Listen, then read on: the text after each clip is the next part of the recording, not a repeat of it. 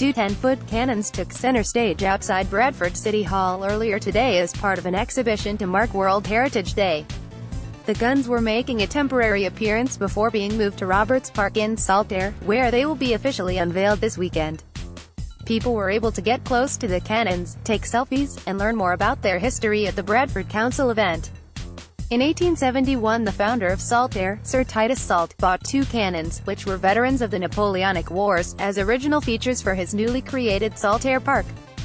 The cannons, one of which was fired during the Battle of Trafalgar, remained in the park until they were again needed by the nation, this time to be melted down for Britain's war effort during World War II. The council has decided to celebrate this heritage by reintroducing two cannons from the 19th century to the park to replace the original guns. The pair were produced at the Lowmore Iron Works in Bradford in around 1846, but were never used in battle, as they were retained by the company for display at their foundry. When the foundry closed in the late 1950s, the cannons went to Rotherham before returning to Bradford in the 1980s at the gates of the Bradford Council-run Industrial Museum. The 68-pounder cannons have now been professionally restored and, with the help of National Lottery funding, are now seated on new specially commissioned replica military carriages.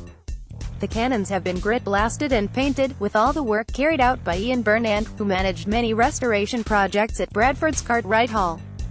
Pupils from Titus Salt School have also built an information board and cannonball pyramids which will be used in front of the cannons. Steve Hartley, strategic director at the council, said, "These cannons have a fascinating history and it's great that we have been able to bring them to Centenary Square for people to see before they go on final display at Roberts Park." The cannons will be unveiled at the Roberts Park World Heritage Day at midday on Saturday, with the full event running from 10 a.m. to 4 p.m.